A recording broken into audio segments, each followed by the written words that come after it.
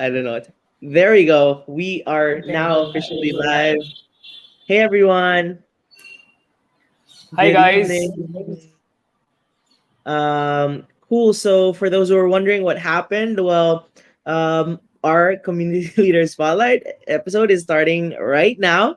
So if you're hearing this, better hop on in and let us know where you're watching from. So this is streaming from our growth and monetization Facebook group, as well as the Southeast Asia group and the Convosight Facebook page. So let us know where you're watching from. Comment which city you're watching from. So we have three people. I see three people now. Four, and let's see. Uh, okay, I can't. Yeah, all right. So we have Awesome a. guys, awesome. Okay, so I'm Yeah, seeing comments. All right.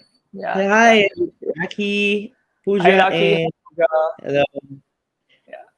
Cool. So guys, So we we have are, a episode today yeah, with special guests are Anne. behind backstage. Yeah, yeah, next. And yeah, this is awesome. So guys, if you're watching from the Facebook group, please tag other admins or other friends that you know on the comment section so that they'll be able to see this Facebook live. And if you have any questions at all, do listen in, and you we have a Q&A at the end so that we'll be able to hopefully Anne and Tamana will be able to answer those questions for you. Nix, I think your video got stuck. So All guys, we're just right. opening for Okay. Tamanna That and was Anne, strange. and Hello, yeah, Aditya. yeah, yeah. You're audible. You're audible. Yeah, your video got Can you hear stuck. me? Yes, yes, yes, yes, yes. Let's get the main Uh, guests on stage. okay. That was I think Nix is experiencing some connectivity issues, guys. So we're just opening Can you this. hear Yeah, me? yeah, you're good. You're good. You're live now. Yes.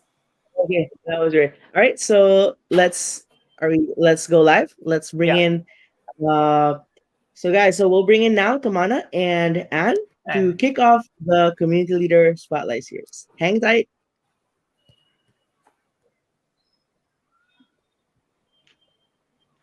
All right.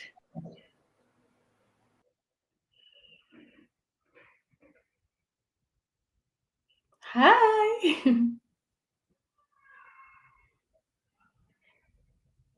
I think you're still mute. Sorry. Okay. Now we're on. Hey, Anne, this is so nice. So good to be here with you on this forum. Um, thank you for doing this. It's really, really excited to host you so that we all can learn from your inspiring journey. So, hi, everyone. I'm Tamanna, and we have Anne with us today. I really don't think Anne needs an introduction. But just for those of you who are new to the world of community building, Anne is the founder of this amazing movement called Girl Gone International. The mission really is that no girl should ever feel alone wherever she goes. For as long as I think people have known Anne, she's been building communities. So she's been building communities for over 10 years.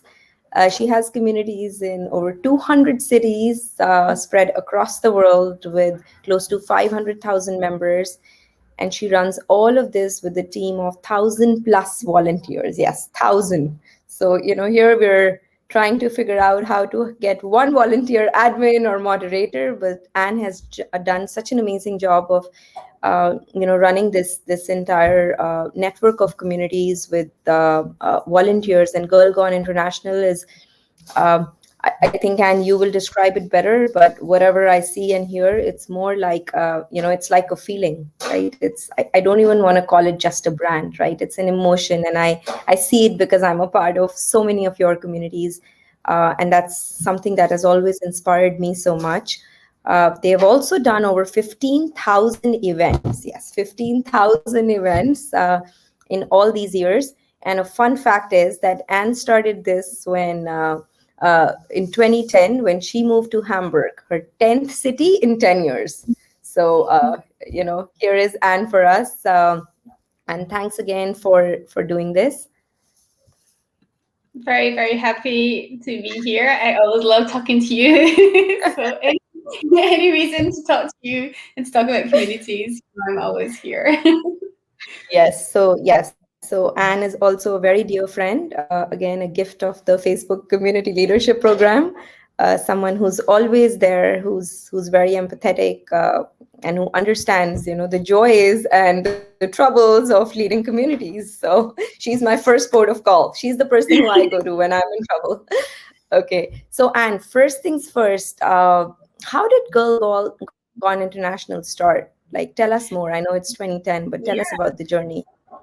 I think it's like a lot of us community leaders, it started from a very personal need and not being able to meet that need. And so I was actually, like you said, I was in Hamburg. It was my 10th city move in 10 years, 10 being the magic number because it's 10 years ago now as well. And I just felt extremely alone in the city. So I think it's a feeling a lot of us can relate to, especially if you're international. So moving away from everyone and everything you've ever known and going to a new city and having to basically start your life all over again. And I think that's a life that's full of many, many highs. It's a very exciting time, but it can also be extremely isolating and lonely. And that's the situation I found myself in. It was my 10th move. So by then, I kind of realized that the secret to living successfully and happily overseas was having some friends. And so instead of like quickly trying to find a job or an apartment, which is your natural priority, actually I changed it on my 10th move. I was like, no, first thing I have to do is find community. I need to find friends. I need to find a footing via friendship in the city. And so that's what I did as soon as I arrived in Hamburg. I mean, not as soon as, it was a few weeks of, oh, why am I here? Like, and the usual. Then I kind of like one day I was like, no, snap out of it. I need to change the situation. And I was just so surprised that there were no safe spaces as a woman to go to find friends. And so I looked in all the usual places. There were different forums online. There was different kind of groups, but none that I identified with, none that I felt safe going to in real life. And so, yeah, I decided, of course, to create one because I thought, well, surely I can't be the only one. And I thought, if I find one or two people, fantastic. But in the end, I found to date 500,000 of us. So it wasn't just me in the end living like that. And that's still our mission today, is to help any woman who's living overseas for via choice or circumstance to find some friends in a very safe environment in real life in the city. And we use Facebook to connect initially, and then we take it from there. So, and this whole traveling to 10 cities in 10 years, right? So that is, and like that's what you wanted to do. You wanted to travel across the world and live there for a few months.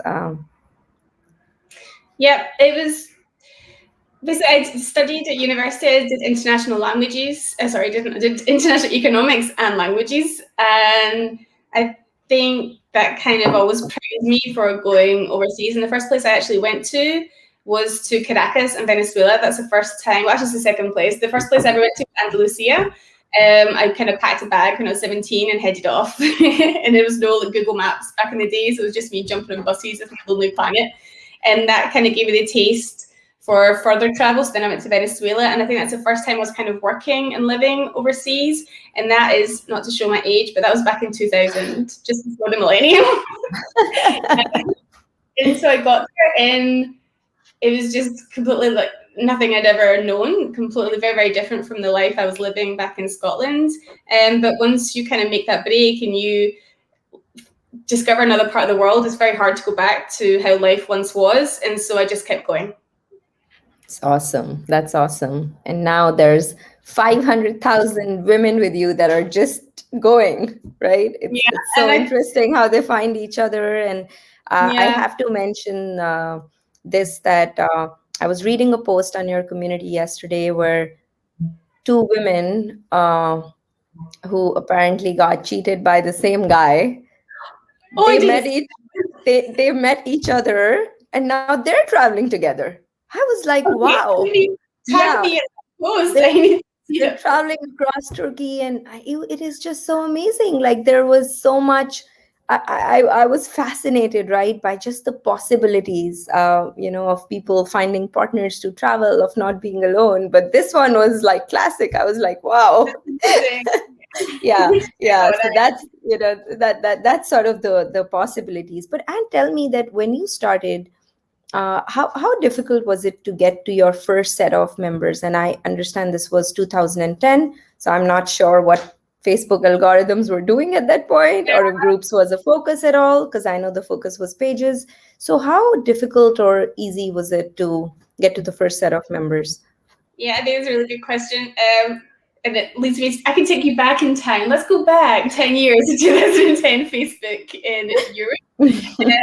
So it was really quite new. I think it may be been around for 2 or 3 years, but didn't have mass adoption just yet. And like you said, the focus was on pages and profiles. I don't think even groups existed as a product back then. And so my community started off as a profile. So it was called first name girl, second name gone international. Yeah, and so it was something around that. Anyway, and so it kind of functioned as a person, and then later on groups opened up and we kind of migrated over there. So yeah, to get the first 100 members, I think because we were always really focused in real life meetups, I wasn't really massively focusing on group growth and those kind of metrics that we concern ourselves with today. It was really more about how can I meet women living around the corner from me? How can I find somebody to go for a coffee with? And so it just kind of really grew organically. I think also because people were Googling like how to make new friends in the city. And because I personally was active in forums and putting the link to the group that people followed from there. So I would say it was very, very slow. So to get the first members then was pretty simple and quite straightforward because we have a unique proposition and people were looking for us, so we didn't have to look for them. So I think that's always a benefit when you have a community, like to really work out what your unique offering is and who you're really targeting. Because it's so much easier if people come to you than you to try to find them, especially if you're operating on zero budget or very low marketing budget. So, and just making sure the door is open. Make it very, very easily to be found. So I think we're easy to find and we're very, very active locally, and we're very visible in a very small space. So what I take from this is that a unique proposition. So this was a gap at that point. Girl Gone International. It's a catchy name, but also the proposition is very unique and clearly defined. And well, you were putting in link. You were going and putting links to the group in other forums, which I think all of us do, of course, right? We go and we market. We need to do that. So whether it's Anne or, if you're starting out today, I think that's a great tip that, just wherever you can, where you see there's your target audience, go and talk about the value that you're providing in your community. And then I understand that it was also event-driven growth, right? Like what you're saying, people would meet up and then join the community, or Exactly. It's like make sure they have a really nice experience. So if people have a nice experience, then they want to pass it on and they want to be part of it.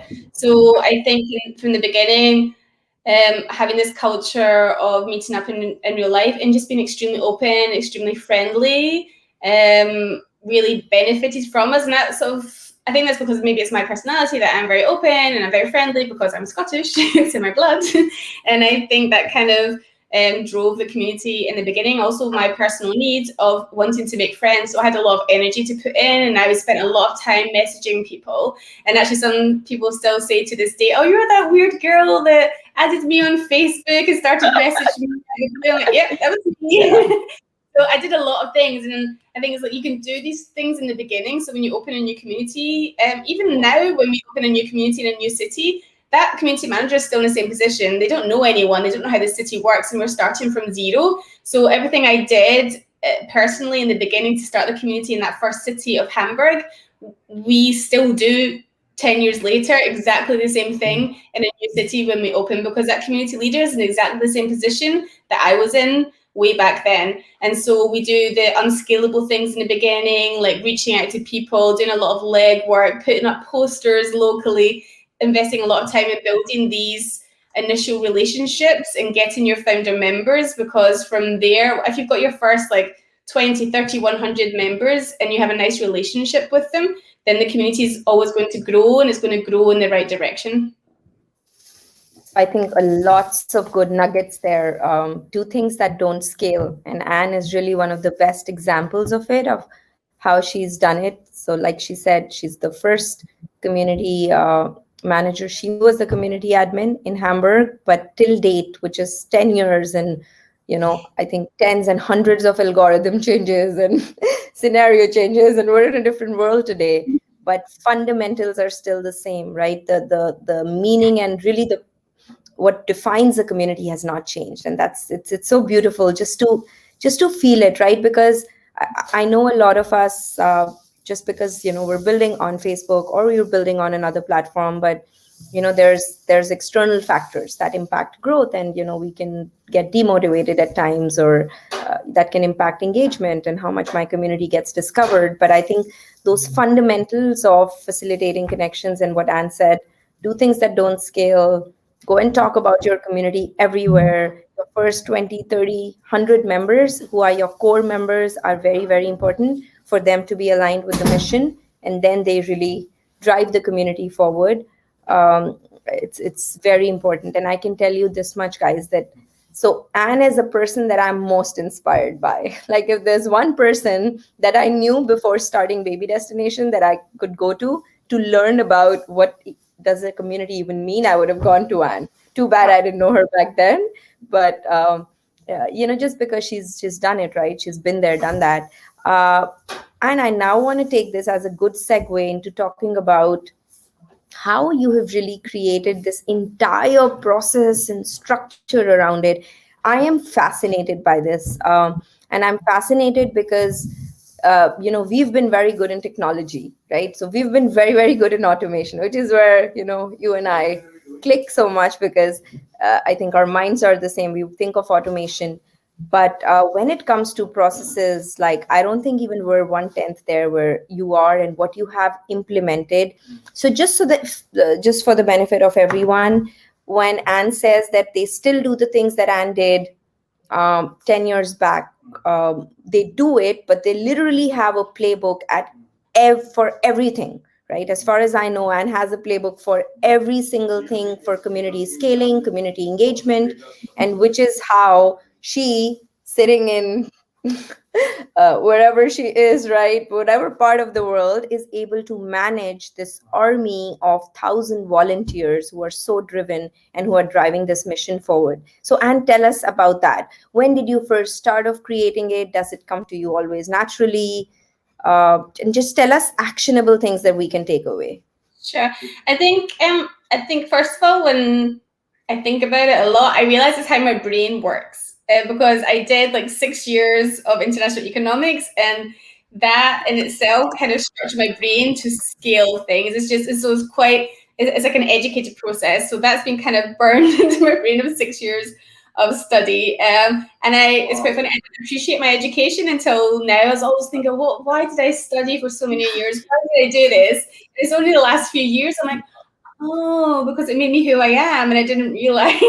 So I think there's a lot of lessons I've taken from that, and I applied to community. And so even though I was never studying community in any way, shape, or form, I think a lot of it lends itself. So when you talk about scaling something, I think that comes from my education. I think the community side of me comes from my family, who were always very strong in community building and community leading. So I think the two things combined. And so getting to the point where you build the infrastructure, I think the things that precede that, so me and you connect on optimization and infrastructure, and because that's what you have to get to that stage. But before you've done that, you have to make sure you're a very, very good leader. You have to really like hone your leadership skills. You need to make sure your community solves a real, true need, and then you have a very, very clear purpose and guidelines. You have a very clear operational language, and then you have a strong culture. And so once you've done that, then you're able to scale your community. So, and that's when you can kind of optimize things. This is when you can build your procedures and processes, because you know what they are. You know what you're trying to replicate. You know what you're trying to scale. And so I think those things come first. And so I always think, have a checklist, like, am I a good leader? Like, do I demonstrate good leadership values? Do I have good relationships? Do I have good training procedures, onboarding? How healthy is my community? And kind of tick all those boxes, and then you're ready to scale. Then you're ready to automate certain features of your community so that anyone can come in and recreate what you have created yourself. So Does that make sense? Because I can jump straight Yeah, into it. no, no. Yes, no. I think that makes total sense. So just saying that, like, I think Anne has a checklist for everything, and I've seen that. We've worked a little bit together, and I've seen that she's very organized. She actually uses, again, I want all of us to take away some tangible things from here. So I know, like, one tool that I know you use is Miro, right? Yeah. Because it helps you think of mind maps, and just you sit and you say today, imagine you're a community of, and maybe this will help the audience. If let's say someone has a community of 10,000, 20, whatever, 50,000 or 1,000, doesn't matter. But you think that you're at a place where you are we call it a minimum viable community, but you're at a place where they know that this community it has a fit, right? Like, there is something in it, members are talking, and I can go and scale. Either you're at that level or you're at a more scaled up level where you're like, how do I scale more, how do I diversify, or how do I build more breakout communities, whatever be the case. But when they are challenged with setting processes, and I know you just said onboarding, for example, right? Whether it's onboarding admins.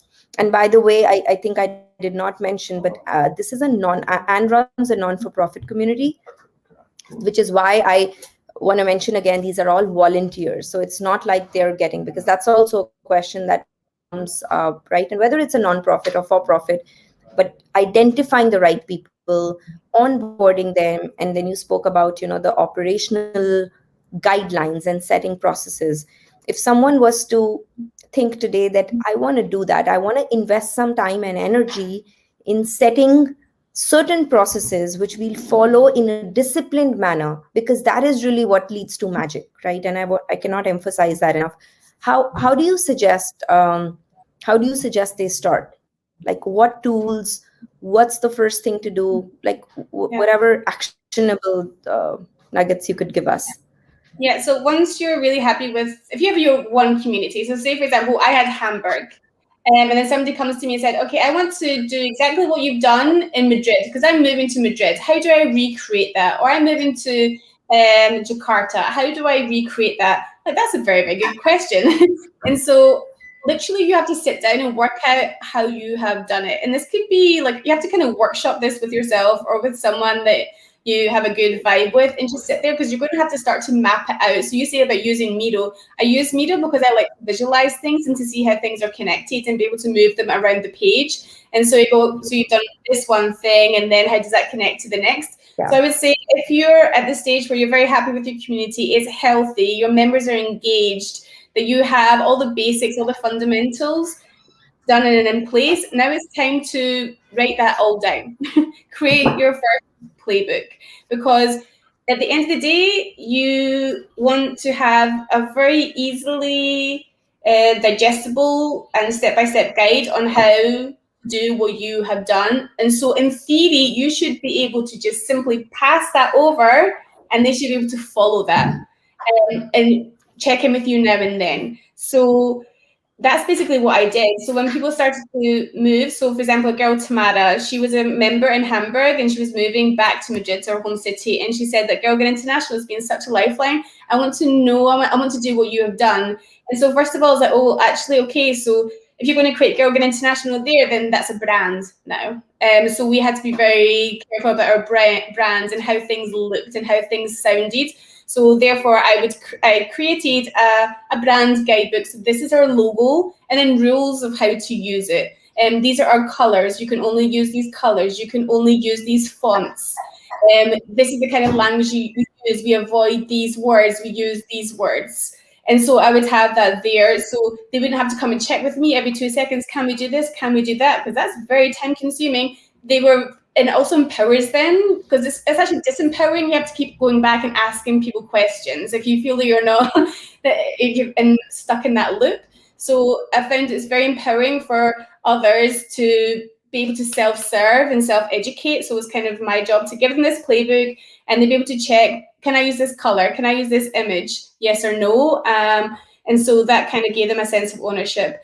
And then with what kind of events can they have? So we very much into hosting events, but not just any event. So they would say, okay, we host a hike. I'm like, we don't really do hikes in Gilgan International. Can I host this networking business event? That's not a Gilgan International event, but how are they supposed to know that? Again, you need to detail that. So then I'd have a handbook, a playbook called Gilgan International Events. And so in your first 1 year, you can only host once per month a Gilgan International event, and that event has a certain format, and I would detail the format. And then I would tell them exactly how to organize an event. And the reason being, Wow. I would say, is I don't need you to, I don't want you to go through what I went through. Like, I've made all the mistakes. I'm here to protect you from having to make the same mistakes I made. I'm here to shorten the learning curve. I'm here to help you be me, to do what I am doing. I'm giving you a shortcut. I'm taking away the stress. I'm minimizing your workload. I'm trying to make this fun and easy for you. So it was kind of my job to make this extremely easy for everyone. And I think that's one of our secrets to growth is it is easy to open a community. It's easy to do it right. It's easy to be successful. And so me kind of creating these resources to give to someone makes them go, oh my goodness, first of all, I'm trusted to do this on my own. I can self-serve. I don't have to be dependent on someone. And these are the very tight restrictions. And sometimes you're scared to give people rules, but people love rules because if you give them a framework that they can work within, you can get extremely creative within that framework. If you let them go, whoa, crazy, then you can't blame them for making a mistake. It's your fault if they make a mistake. So giving a lot of like room for creativity within a strong framework, giving a great sense of ownership while maintaining control in certain aspects just to make sure that the members' experience is good. It's not I want to control or manage anyone. I just want to make sure at the end of the day, our community is a healthy, happy place, that the members are having a great experience, and the community leader feels cared for, respected, supported. And so it is kind of that mutual relationship. So it's my job to provide the intel, the experience, the framework, the resources. It's my job to make it extremely easy for anyone to come along who believes in our mission to recreate our community in any city. So I think that was, again, a lot. And now I'm sure you can appreciate, right, the breadth and the depth of Anne's mind and how she puts it into action. But few things, right? One thing she said stuck with me, that it's whenever you recruit someone, again, if it's whether it's volunteer or whether it's paid, just telling them that it's easy to be successful, empowering them. People get a kick when they are the decision makers, when they're able to hone in on their creativity and call the shots within a certain defined framework. And I cannot agree with this more, because this is exactly what we did in Baby Destination. Like, I remember I took a back seat, right? I was not one thing I used to say is that I'm not the rock star. Like, I'm not the person who's shining in the community. It is not my community. It is your community. And it was exactly this, right? There were certain rules which I was also very kind of anal about, strict about, especially related to spam. And at that point, there were no spam control tools, and we had not also built Convosight, and there was nothing for but especially around spam. And because in a country like India, there's different challenges. But that's exactly what Anne is saying, that a framework, and it's day one, so you won't be able to build a framework around everything, but identify the most critical things that you need a process around.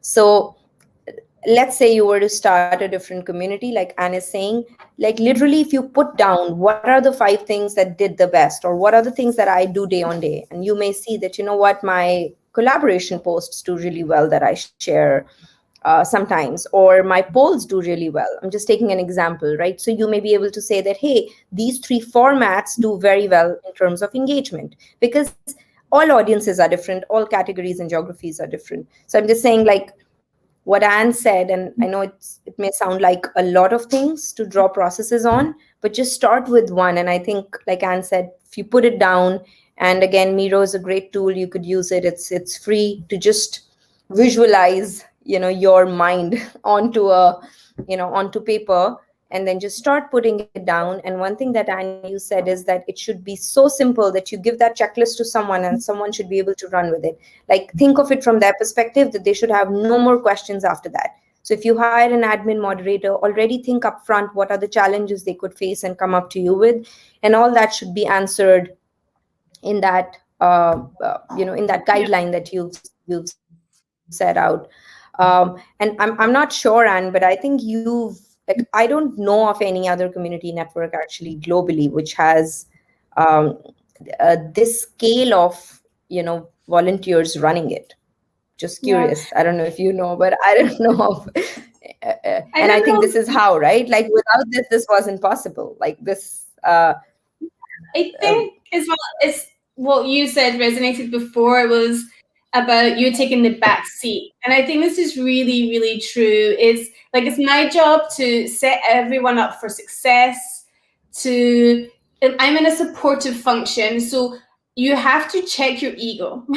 So nobody will volunteer for your community if they think it's just serving you. You have to make it very clear that their work, their time, their energy is serving the community and the mission, that they're not serving you, you are serving them. And so I think I come from a place of service. I am here to be of service to you, and your mission to be of service to the community members. And so that is my role. I see a lot of communities going wrong because it's not in fact a community, it's a platform for one person. And then they're shocked and surprised that people don't want to work with them or for them or to I Yeah, I actually do want to, like, I really want to talk about this because this is very important. I love the word serving, like, and I think that's why I feel so connected to you, Anne, because I think we think alike, right? Like, and it's really that we are here to serve them, serve our members, and it is the mission of our community. And I want to highlight this since Anne brought this up. So GirlCon International it's a brand, it's a feeling, it's the bigger thing is GirlCon International, and then Anne. So Anne, of course, is a brand herself because she's been doing this for so many years, and she talks, and she's been recognized by, of course, Facebook, but several other publications, and all of that is there. But one thing which I really, really appreciate, and again, it's very hard to find, is that the brand is Girl Gone International. Like, that is, and I've had the opportunity to interact with a couple of people from Anne's team. So I have seen the pride with which they put it on their LinkedIn. They put it everywhere that I volunteered at GGI. So the brand is GGI. The brand is not just Anne. Not that that's the wrong strategy, but just saying that in this case, it's clear that the brand it's GGI, and of course Anne is the force and the power behind it. So I think, again, there's no right or wrong, but this strategy where you really, like Anne is saying, focus on the community, its mission, and that becomes the brand, is where people start associating, and then they get an opportunity to shine in forwarding the mission of the brand, right? Rather than serving a person who's unless the person is a celebrity, or again, no right or wrong here, but yeah. uh, Yeah, it's just like you said, and as a community leader, this gives me a lot of energy. So if I was to be the face of Girl Gone International and try to be of service to the community leaders in the community, I would burn out pretty fast. But I love my life, and I'm extremely happy because I have a deep sense of purpose, and that purpose is of being service to the community leaders, the volunteers, and the community members. I've tried and have been in a position where I was front facing, but it exhausts me. Like, I feel like I have to perform. I feel that I have to be available all the times. I have to be someone who I'm not. I have to be infallible. And I don't like it. I couldn't be a celebrity. Like, I couldn't be, all respect to somebody that can do that.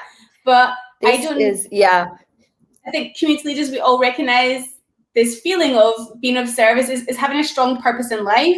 And what does having a strong purpose, a strong, meaningful purpose in life, gives you so much energy to get up in the morning and do stuff. It makes you happy on a soul level. And that comes through in your community and the culture, because what happens is that other people see that and they go, oh, I want that. I want to be happy. I want to have a life full of purpose. I want to help.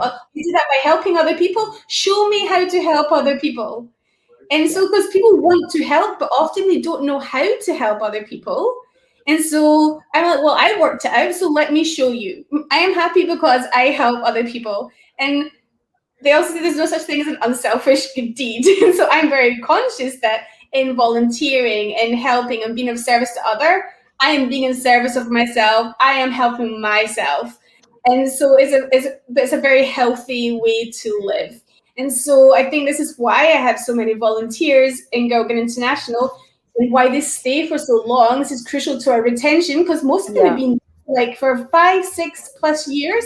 They don't Wow. leave because That's not they even like the tenor of a paid employee, leave alone a volunteer, right? That just goes to show that it's more to them than just having a volunteer experience, right? And I, it benefits yeah, them. It benefits them in every yeah, it level. It benefits benefits them in a them, and social it's level. the Yeah, internal social. gratification, right? I Yeah. and I would want to say that, like, if there's one thing, and again, I really like not prescribing, not all. I think there's they say, right, many roads could lead to Rome.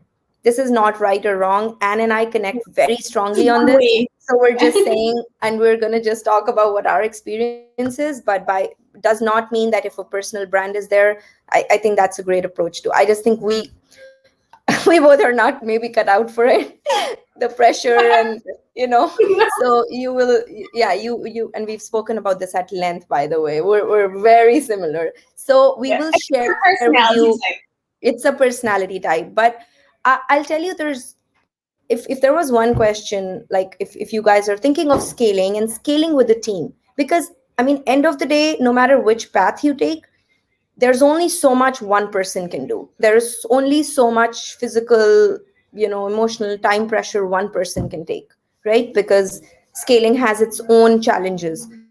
So regardless of how, but you'll have to do it with the team. And the one thing that is coming out very strongly is that letting other people shine, letting them, empowering them to take their own decisions, so that end of the day they get this gratification. You know what, I had a kick-ass day, I did something kick-ass, and I did it. Everybody wants to feel that.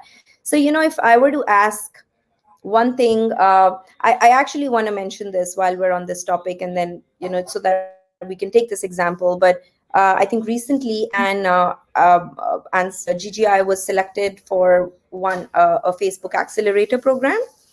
And I actually found out that it wasn't Anne, but it was someone from Anne's team. It was Violet, right, who was representing GGI.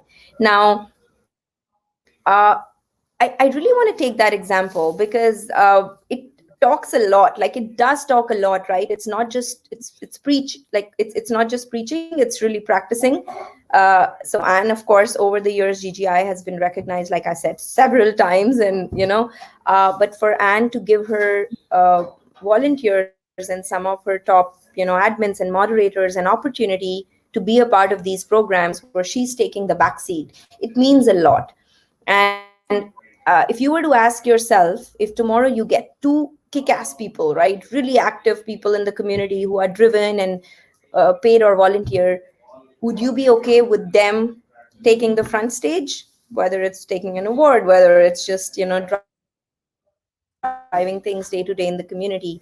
And I think that's the question to really ask, that how much independence will they get? And I hope it's okay, I took that example, but these are No, some of the things. I do want to mention something, that when Facebook reached out to us, when Baby Destination had just started within 7 months, they wanted to do a case study on us. They're like, hey, we'll come to your office and we'll do the case study. I was like, okay, but I'm not the star here. The star is Sapna, who is our first volunteer, and she started as a volunteer.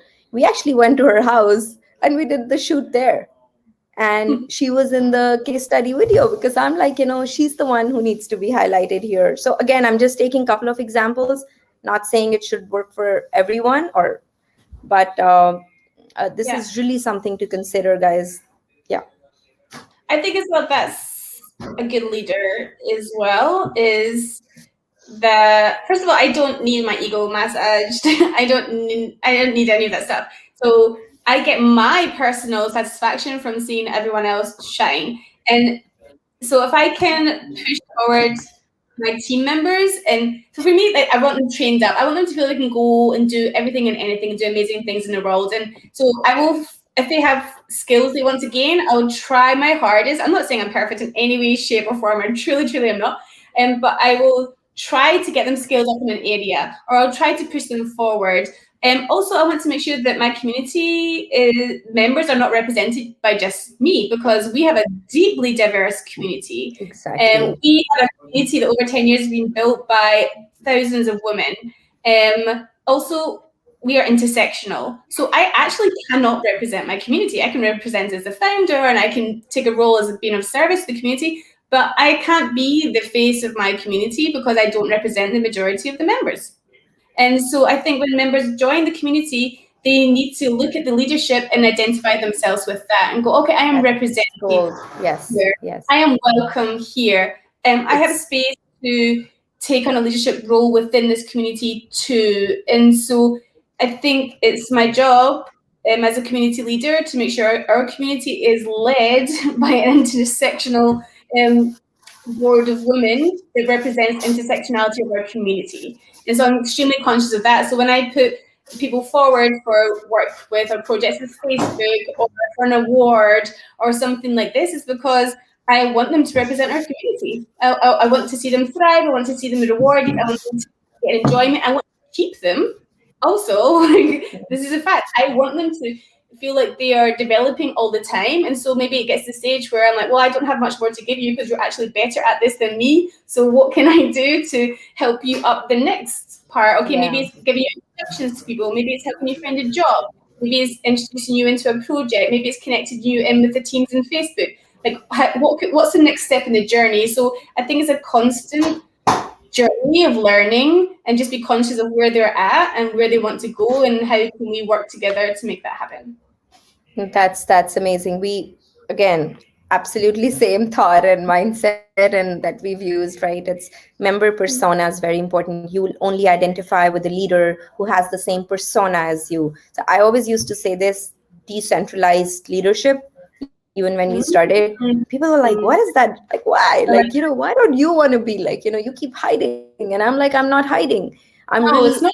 I know what I'm doing from the back, right? I'm leading from behind. And like, I used to say this, that a community in South India which talks a different language has it. I cannot be the face of that community. Again, I can be the founder. I can.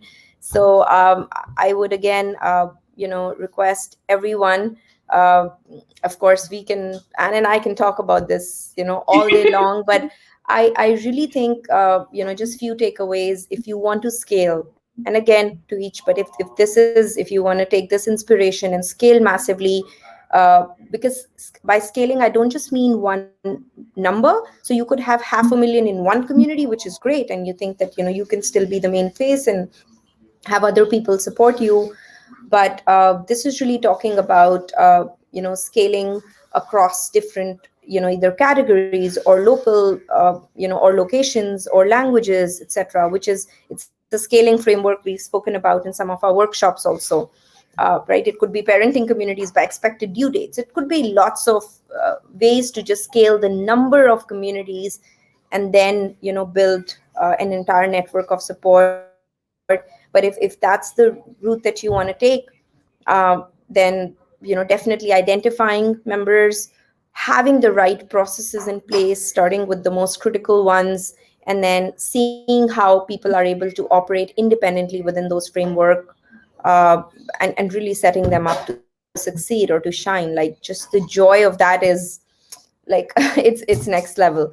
um, so, and I now want to spend some time on sustainability. I know this is a non for profit, and I know there's some sort of monetization opportunities that you've had through the community, but it's primarily a lot of the consulting work that you do, or you do with the help of your team. And I know we're looking to scale community monetization also, so that you could reinvest it in the community growth. but I want you to help us with that, like, just your experience. When did you start, like, when did you think of sustainability, and how did you really hone in on your personal skills to scale that? So the objective, and like, of these series is for people to take really actionable nuggets. Like, I want everyone listening to take away one thing which they can implement. And we've been talking about different ways to monetize and sustain. So brand partnerships is one, and then having small scale sellers and buyers, monetize that is one, courses is one, and then consulting is a big one. So just from the light of the audience, how did you start, and what suggestions could you give to anyone looking to do this? Yeah, so I think I scale my community via volunteers, and so yeah, we've covered that, and then that leaves with the question like, how do I make money? If I'm going to make money directly in my community, if we're going to be a not for profit, how do I sustain my community and sustain myself? And so I think because I've been doing it for like 10 years, that people usually just come to me, I think, because there wasn't that many people in this space working in this area. So a lot of people would first come to me for social media. So I think if you're asking me like, how did I get started on my consultant journey, it was that I was looking. Sorry, I've got a little bit of interference. I don't think you can hear me too well. And so I kind of picked up like social media jobs. That's really how I started. Was I would just pick up locally because I'd gone through a divorce and I was kind of left in a lot of debt and a little bit disorientated financially for many years. And so locally, I was just like picking up little social media jobs here and there. And then I kind of realized, oh, I'm quite. I've been doing this for so many years. And then I just started to gain confidence, I think, in that area. And so as I was learning via Girl Group International, I'm a little visitor, as I was learning and scaling up, as the community grew, I grew as well.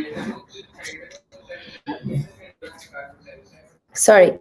So sorry, one second. It's Trishan, go and get your glasses. The glasses started. Sorry. The joys of working and studying from home. So yeah, so I would say that as my community grew, I grew, and so as I was skilling up, I was like kind of learning all the time about social media and platforms, and then I was able to practice that on my community basically, and then so the community grew, and as the community grew, I became more visible and more confident, and then people would come to me, and so just through time, like I started with very small clients, and I just basically scaled up. I just started taking bigger clients, being asked to do bigger jobs. And then I kind of got on more of an international platform, and I started getting confident about doing speaking. I would go to different events, and from there, like so, I would say for 4 or 5 years, I've gone from nothing to huge consultancy. Yeah, I was just gonna ask that, right? And if you're comfortable sharing, but like, so when was really the first social media job? And even I didn't know, this part, that this how it started. But it's very inspiring, and I have to say, and I'm sure a lot of us who are, listening to this, a lot of you, it's never easy for anyone, right? Like that's just the first rule in the book. It's never easy unless you like hit a lotto. It's just never easy. So would you be comfortable sharing that when did you really get the first job? And I know you mentioned that you were in a financial turmoil for some time, and I don't know if you're okay sharing, but like, what was the compensation from the first job to, like, I always, when I look back and I look at our journey, I'm like, oh my god, it was so little, but we still did it. And so if you share that, it's just inspiring. Yeah, so it's funny you ask us today, and I'll tell you why. So one of the very first job I got was at the local cafe here. So basically, I moved from Amsterdam. I got divorced. I was in the middle of a divorce, a very, very messy divorce. And I moved back to Mallorca, where I'd lived previously for many years. So I was thinking, well, I had no money, I had nothing, I had tons of debt, and I'd been out of the workforce for 10 years. And I was like having to start all over again. I was like, oof, this is not good. And so I got the cheapest, tiniest little apartment I could find, and I'm still living there now, actually, to this date with rent control. Yeah. And so I took a very cheap apartment in a very dodgy area of Palma. Thankfully now, like a few years on, it's a very nice area. And the first job I ever did was actually in return for food. So it was a local cafe, and in return for helping them with their Instagram and Facebook, they gave me breakfast and lunch. So that's basically Wow. how I survived. And so, yeah, and the more confidence thing, it's not that I couldn't have gone and got a job. It's not that I couldn't have got bigger clients. I was just so lacking in confidence. And just doing that, and then just knowing, okay, well, my breakfast and lunch will come from here. I have my rent paid, is like covered because it's very small rent. And I just started really, really incrementally, really, really slowly. And so at the same time as working on building this business, I was working on myself. And so I was doing a lot of like meditation, a lot of exercise, reading a lot, and really going slowly and just building up myself. Everything had been broken in the last 10 years, I was rebuilding. So I was like, and as I rebuilt myself, I was able to rebuild financially, and just very, very slowly. And then again, it's a slow process. It's like, I don't believe in, suddenly you see somebody being super successful, but you've always got to check the backstory because you can be assured that no one has a straightforward, easy backstory. And I think if you're the lowest you can ever possibly go, is that cheesy thing to say that if you hit rock bottom, the only way is up.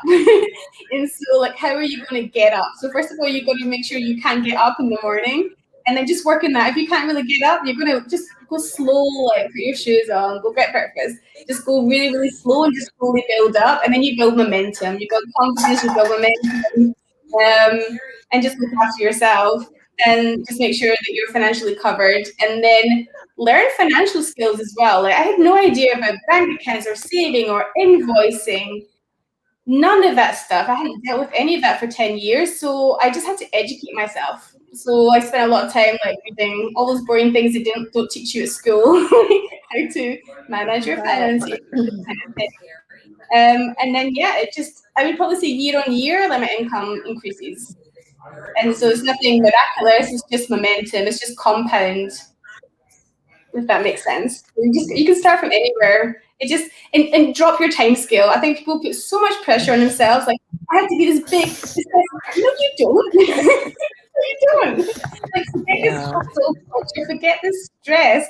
Just have enough to be comfortable, to be relaxed, be at peace. Don't, and then from that place, from a place of peace, you can build better. You can be more successful if you're calm, and you can see, like, you can see what's available to you. Because if you're stressed and hustling, and like, I have to make this amount of money this year, I'm such a failure if I'm not, you're not going to get far. If you're like peace and relaxed, and you just have what you need, and you build slowly year on year, forget this crazy time schedule, make sure you sleep, eat, and build relationships. Because if you're in a good place, you can build relationships, and most of your success, most of your money, most of your business is going to come through networks and relationships. I would say 95% of any business I've ever done in the last 5 years has come from relationships.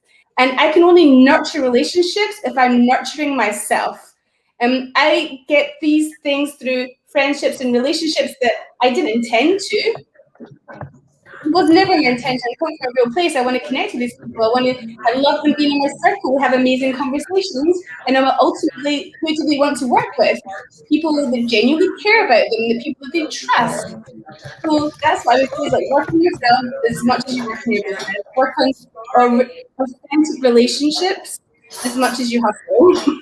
I promise you, the more authentic your connections are, the more successful your business will be ultimately. It's slower. I will say this, it's a much, much slower process, but much more rewarding and much more sustainable.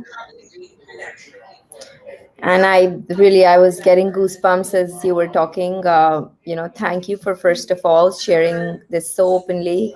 I know I had a 5-minute chat with Anne yesterday, where I told her, the purpose of me doing this, and I really look forward to these. Like, this is not just something, hey, we're doing for the community. I really want everyone to learn so much from these, and I told her that that's the objective. And thank you for sharing so openly, Anne. I just love Can I you add even one more. thing? I just, One thing I I'm want so, to add yeah. is I started my story saying it was funny you asked me this today because that same cafe that gave me breakfast and lunch in return for helping them with their social media, I was there today having a meeting with Facebook and I bought my own lunch in the Wow. same See, place. oh And my I was God. thinking, I'm it's just, funny you asked yes, see, that that's question. that's that's it, guys. Like, first of all, for Anne to come and share, and more and more and more, and all the power to you. Uh, I think there's this energy that you radiate, and so someone said this, right? Anyone who's ever made it always has a backstory, and I felt that that's not always the case. Well, maybe not always, but a lot of times that is the case. And thank you for sharing that backstory. uh, but I think to everyone listening, right, a lot of us are fortunate. We may not have all the responsibility on our head, right, and some of us may have it also. I know, right? I know that we may be, but it's just starting, taking each day as it comes. There's so many things that Anne spoke about. uh, One is the effect of compounding, how it builds up, right? So starting to work on social media off a cafe for just getting meals, but taking that opportunity to learn, right? And you're talking about healing. And uh, I think a very important thing that you mentioned is working on yourself as you build up, right, a business, a community, or just a livelihood for yourself. You really work on yourself. It's very, very different, and I feel it's very different from doing a job. Like I always say, this what I did in 11 years and what I've done in like 4 years, and I'm just a different person. But I think that's very important, dropping the time pressure again. So I'm also a victim of this. I don't follow that at all. I'm always under a lot of pressure. But if you can, and to each their own, right? Like there are speeds at which you want to run. But if you're, for whatever reason, not in the right state or frame of mind, because there are time periods like that, at that point, do not put excessive pressure on yourself. And what I absolutely love is that you can only nurture relationships if you nurture yourself. I think that for me is like, you just articulated it so beautifully. And I can also vouch for what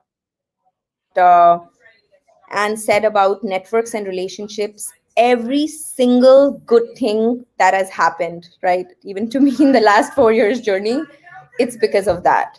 The fact that Anne is my friend is because it wasn't like with an agenda, right? Because we gave ourselves an opportunity to go and be present, right? There were so many people in the community leadership program, and then you find the people with whom your energy matches and you connect. And Anne has been instrumental in some of the things that we've done at Convosight, right? It's just there's no replacement for Anne. So I think anything that happens, right, whether it's business, whether it's your best users, whether it happens through relationships. And it's just very inspiring, so please nurture yourself, nurture relationships, and know that it takes time.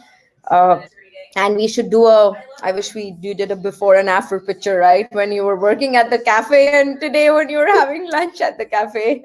Do you And know what's we're, even funnier? Who I bumped into in that cafe was the third ever community leader. So she moved from Hamburg to Amsterdam. wow. At Okay. that cafe. I hadn't spoken to This her is for like a year. Like she moved here as well eventually. I'm in Mallorca. And I hmm. was like, whoa, what a day where everything kind of comes and you get the AB. You can kind of do a direct comparison. Like, and I remember talking about my scale is probably the last 6 years as well. Wow, this is awesome. This is awesome, and I'm so glad we're talking to you today, right? When it's like a 10-year, a 10-year milestone. So I know we're Exactly, the at time. community. Maybe we'll just take, yeah, we'll take a couple of minutes over. But just like a summary of this is that, guys, if you feel you have the skills to go out and monetize your own skills through consulting, through projects, through a job, then it's never too late to get started. I will mention this, that just taking even the community leadership certification from Facebook, or taking a couple of other certifications. So the good news is that there's no course for community leaders, right? right? No university as such. I know some of them are just starting something out, but it's not like, oh my god, this person has a big degree in community. No, it's you guys have the biggest degrees, right? And taking one or two of these courses, which are not difficult to crack, like if I could do it, anybody can do it, but it's not difficult, right? Like having one or two certifications, and if you think that's your passion, you could go and hone in on your skills, that you really understand the fundamentals of building communities. Digital, I wouldn't just say social media, I would say keep it to communities, because now whether it's brands, whether it's nonprofits, whether it's the government, everybody is looking to build and leverage communities, and they are looking for experts or community builders really to come in and help them with that. So your resume is really that I am a community builder. Like, what else? I built a community organically on the largest community platform in the world, that's Facebook.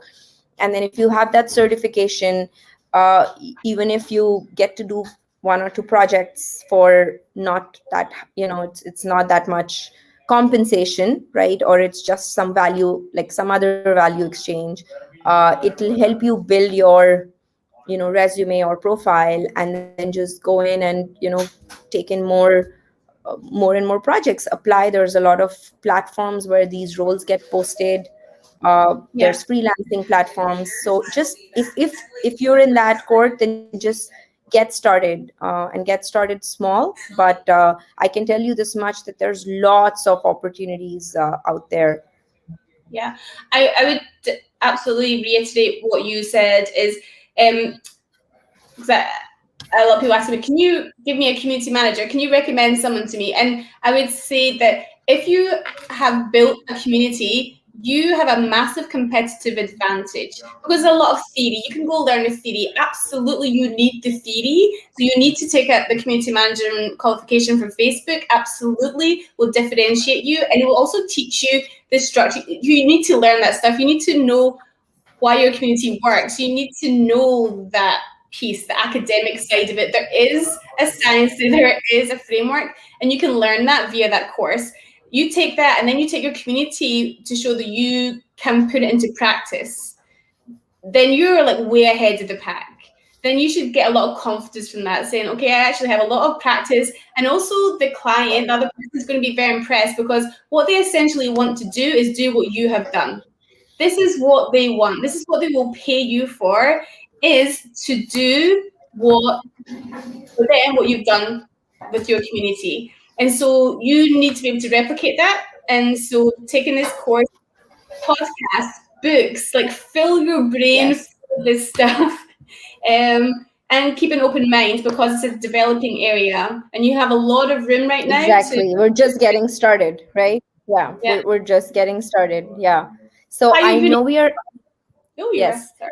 Yeah, I know we're at time, but if there are any questions, I'm looking at comments, and but maybe we'll take 30 seconds if anyone has any questions.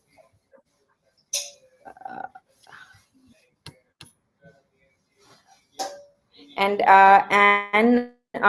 until then, anything that you wanna sort of, any closing remarks, also any of your experience with Convosight. I know you're very bullish and you've played such an important part. I do want to mention that Anne's inputs have been instrumental in some of the things that we have built at Convosight. Like, she's really been uh, a very, very I would, important source of, yeah.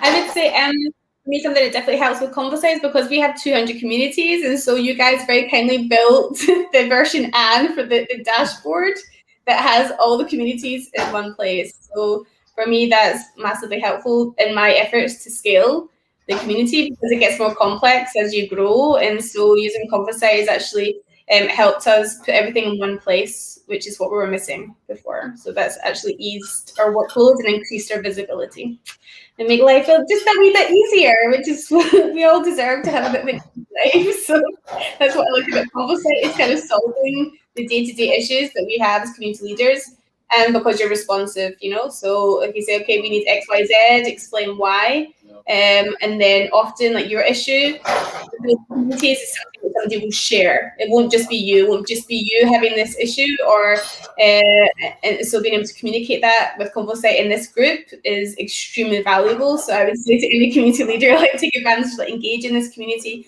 give feedback, ask for product and feature requests, explain your individual situation with your community, and then have conversations with others about it, because you certainly will not be alone in whatever your community stage is at, or what you're going through, or where you want to go. Thank you, Anne. So, and one last thing, right? Just one, if you were to tell us all one thing, and I know this one thing is like, why one thing? But just one thing of, you've given us so many amazing insights today. But what would be your message to everyone listening? I would say that community becomes who you are. So another way around. So whoever you are, your community becomes. So always be very conscious of that. So if you want a healthy, happy community, make sure you're healthy and happy. And because community and you come from the same place, essentially. So make sure you're healthy and happy, and you easily create a meaningful, happy, healthy community as well. And just enjoy it, and don't do it alone. That's my other thing. Like, don't do this in isolation. Like, it takes a community to run a community. So the more articulate final thing is, it takes a community to run and scale and grow a community. So That make is sure so that awesome. That is the perfect wrap. I think that just sums up everything, right? It's you, your energy, and then the people you bring on and make a part of your energy, and it's a community that's required to manage a community. That's pretty cool. That's a perfect wrap. Thank you so much, Anne. It was lovely chatting with you. I'm set up for the day now. So thank likewise. you. Okay. Bye. Bye everyone. Bye. Bye. Bye.